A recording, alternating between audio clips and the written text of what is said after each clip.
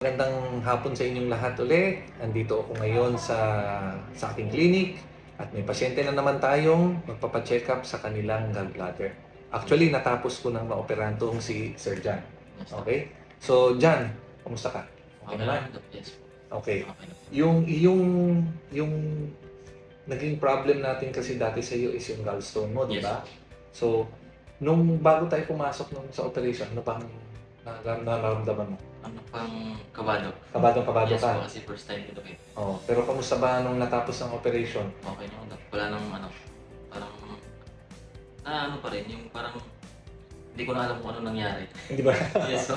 Okay, that's good. So, nung the whole operation, tulog na tulog ka, Yes. di ba?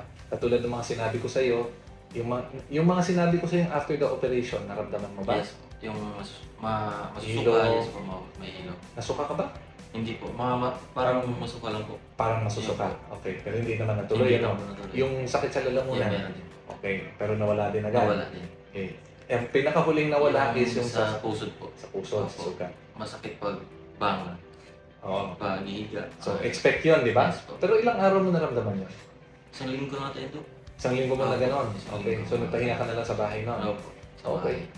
So ngayon, na-check ko na yung sugat mo eh. Maganda Yes, yung mga sugat mo lahat. Yung sinasabi mong parang nakaumbok, Opo. more on ano yun, yung tahi na napaloob. Okay. Okay, paloob yun. So, hihilom din yan, pero mas matagal lang ha. Yes po. Pero hindi yung dahilan na kailangan mag-alala ka, tuloy na ang trabaho. Yes po. Okay? So Pwede ngayon, naman po ito.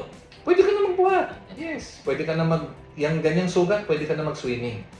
Naligo nga ako doon sa dagat. Naligo ka na pala. Yes. Naunahan mo na pala ako. Okay, that's good. Naligo ako sa dagat. So, yan ang gusto ko sana. After ng operation mo, bumalik ka na sa regular mong aktibidades. Yes. Ah, So, ngayon nakapahinga ka na enough, I think fit ka na rin na makapagtrabaho. Yes. Okay? So, yun. Ano pa bang, may napansin ka ba sa pagdumi mo? Yes po, Dok. Pagtapos kain. Dumi agad? Yes po. Okay. Tapos, normal na ba yun, Dok, pag yung sumasakit yung tiyan? Parang kumukulo? Opo. Oh, hindi. Kumukulo talaga yan kasi parang nag-a-adjust pa yung katawan mo dahil wala ka ng gallbladder. Okay. Okay? Pero huwag ka matakot doon. More or less, ano lang yun. Ito, sasabihin ko lang sa'yo kasi ako naoperahan na ako. Wala na akong gallbladder. Yung naramdaman kong yan, kumukulo yung tiyan. So, mahirap pagka kunyari yung kakain ka tapos aalis ka. Yes Sa po. biyahe, kukulo. Yun, mahirap yun. So, ginawa. Masakit eh. Pag Oh, hindi talaga. Pero pag nadumi mo na, okay ka na. Yeah, okay Di ba? na. Hindi siya katulad ng LBM.